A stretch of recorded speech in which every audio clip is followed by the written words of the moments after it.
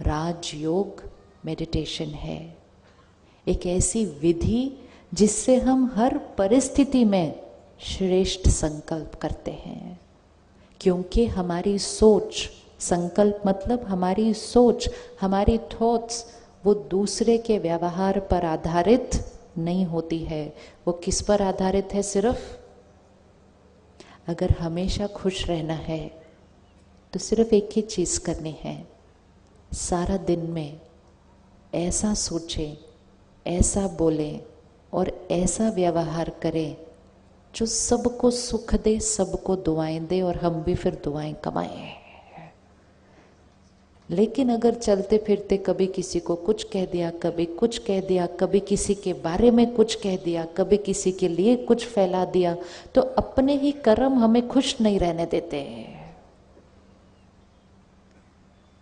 एक ही लक्ष्य रखना है सारा दिन, मुझे सबको सुख देना है, मुझे सबको दुआएं देनी हैं और मुझे सारा दिन दुआएं कमाकर शाम को अपने घर लेकर आनी है।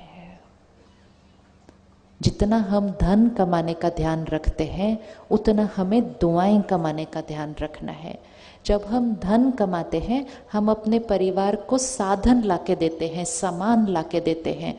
जब हम दुआएं कमा कर लाएंगे हम अपने परिवार को खुशी, सेहत और रिश्ते बनाएंगे।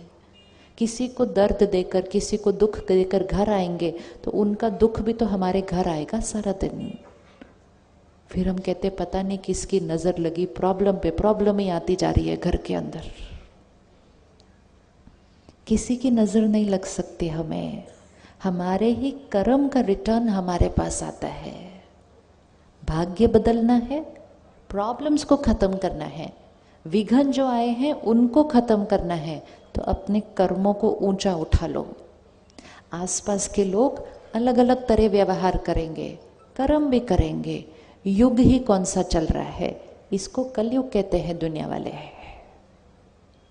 रोज सुबह अखबार पढ़ो, ऐसी चीज देखने को मिलती है तो मन कहता है ये तो घोर कलयुग है। बोलते हैं ना घोर कलयुग है, तो घोर कलयुग है। वो घोर कलयुग उनके लिए है जो कलयुगी संस्कारों से जीवन जी रहे हैं।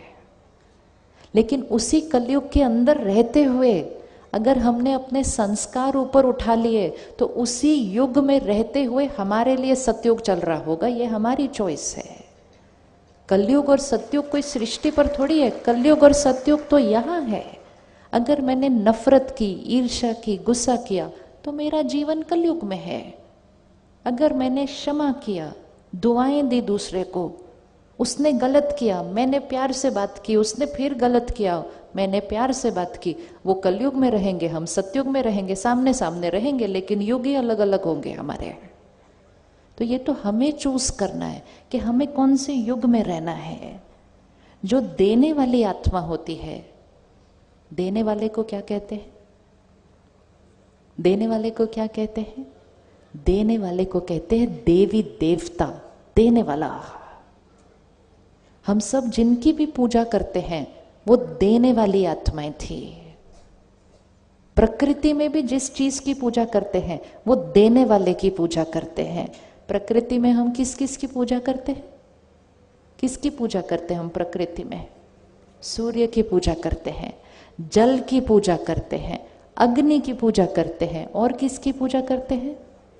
गाय की पूजा करते हैं, तुलसी की पूजा कर। ये सब चीजों किसकी पूजा कर रहे हैं? जो देता है। लेने वाले की पूजा नहीं होती, देने वाले की पूजा होती है। विच मीन्स देने वाला अपने ही संस्कारों से और कर्मों से इतना ऊंचा उठ जाता है कि सामने वाला उसको नमन करेगा, क्योंकि वो देने वाली आत्मा है। सतयुग मतलब देने वाला युग, और कलयुग मतलब, अब कलयुग मतलब लेने वाला भी नहीं है, कलयुग मतलब छीनने वाला युग हो गया है। स्वास्तिक ड्रॉ करते हैं, मन में एक बार स्वास्तिक ड्रॉ करो। अभी रोज ड्रॉ करते हैं ना शुभ का चिन्ह, स्वास्तिक कैसे ड्रॉ करते हैं? एक लाइन ऐसा, ऐसा गया नीचे, इधर लाइन, इधर लाइन, 4 भाग बन गए तो स्वास्तिक है। स्वास्तिक मतलब स्व का अस्तित्व, ये हमारा चिन्ह है। इसमें 4 भाग है। अब 4 भाग को चेक करना। पहला वाला जो भाग है उसमें हाथ ऐसे है, ऊपर करो एक बार हाथ ऐसा। ये हाथ, ये पहला वाला भाग है। ऐसे वाले हाथ को क्या कहेंगे? ऐसा हाथ मतलब आशीर्वाद ना, हाथ ऐसा वाला। दूसरे भाग में हाथ नीचे आ जाता है, मतलब आशीर्वाद देना बंद हो गया। तीसरे वाले भाग में हाथ ऐसे आ जाता है, ऐसे मतलब हाथ करो साथ में तो समझ में आएगा स्वास्थ्य अच्छे से। तीसरा वाला भाग कौन सा हो गया? लेने वाला। और चौथे वाले भाग में हाथ कैसे हो जाता है? ये कौन सा होता है? ये स्वास्तिक है। तो पहला वाला भाग सतयुग, दूसरा वाला भाग त्रेता युग, तीसरा वाला भाग द्वापर युग, चौथा वाला भाग कलयुग। और कलयुग के बाद कौन सा भाग आएगा? कलयुग के बाद कौन सा भाग आ रहा है? कलयुग के बाद वापस ये वाला भाग। साइकिल है, ये साइकिल है। सतयुग, त्रेता युग, द्वापर युग, कलयुग, उसके बाद फिर से सतयुग। तो ये अब कलयुग से सतयुग कौन लेकर आएगा? कलयुग से सतयुग कौन लेकर आएगा? कौन लेकर आएगा? हाथ उठाना, कौन रेडी है लाने के लिए? बहुत इजी है। तो कौन लेकर आएगा? हम लेकर आएंगे ना। कैसे लेकर आएंगे? जैसे संस्कार वैसा संसार। संस्कार से संसार बनता है। जब हमने ये नफरत, गुस्सा ऐसे वाले संस्कार यूज किए तो कलयुग। जैसे हम प्यार, सम्मान, क्षमा, दुआ, ऊंचे श्रेष्ठ कर्म ऐसे संस्कार लाएंगे तो सतयुग। तो हमारा सतयुग कब से शुरू होगा? हमारा सतयुग कब से शुरू होगा? कब से शुरू होगा? कब से शुरू होगा? अभी से। बाहर जब जाएंगे यहां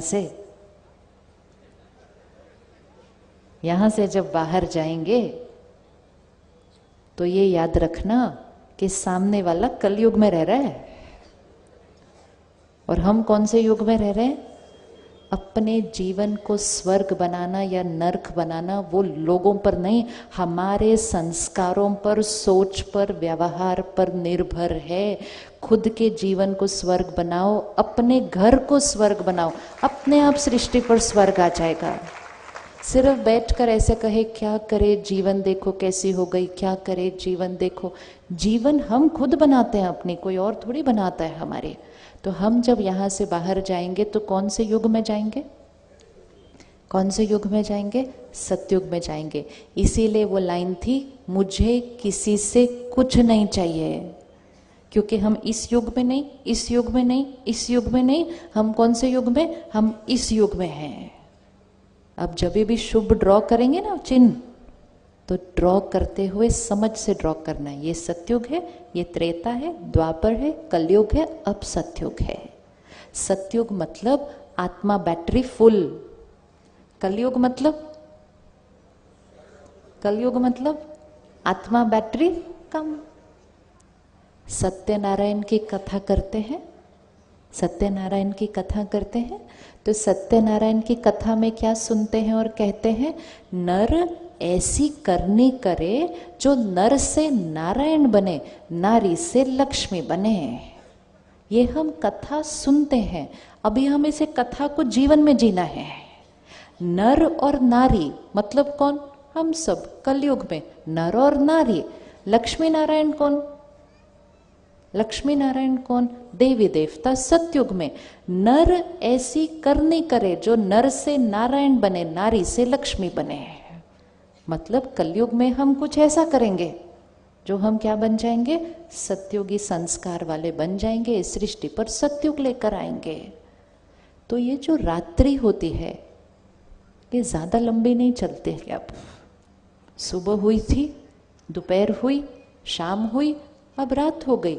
थोड़ी देर के बाद घोर रात्रि हो जाएगी। लेकिन उस घोर रात्रि के बाद क्या होगा? उस घोर रात्रि के बाद क्या होगा? सुबह आएगी। ऐसे ही इस दुनिया में, इस सृष्टि पर सुबह थी, दोपहर थी, शाम थी, रात हो गई अब। और अब तो रात नहीं है, अब तो घोर रात्रि है।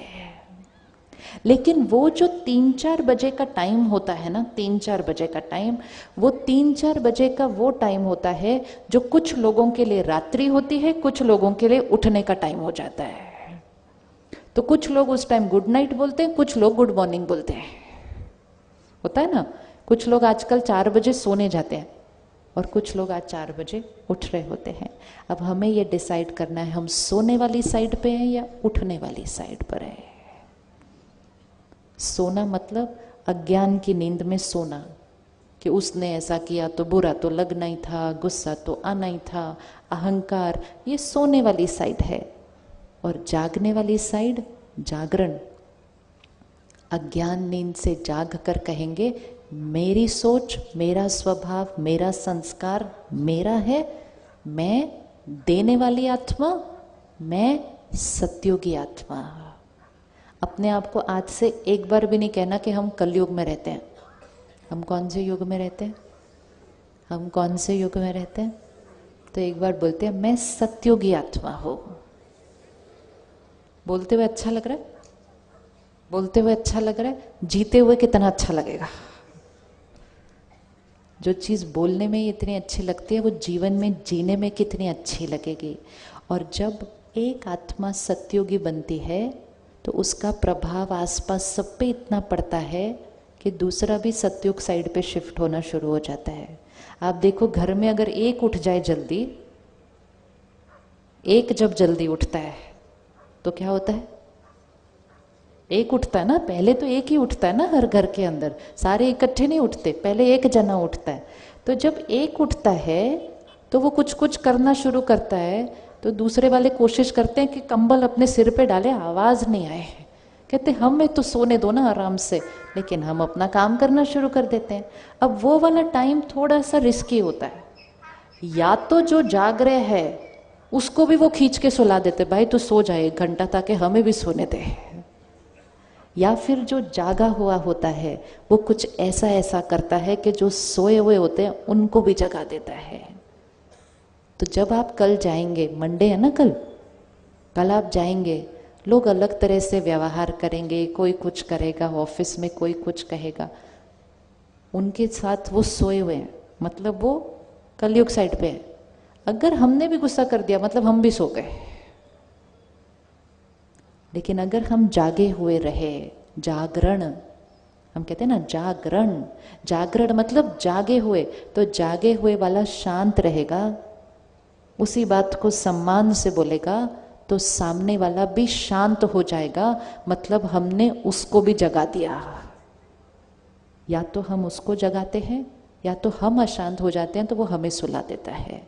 तो अब हम सोने वाले नहीं, हम जागने वाले सत्योगी आत्मा है, देने वाली आत्मा है।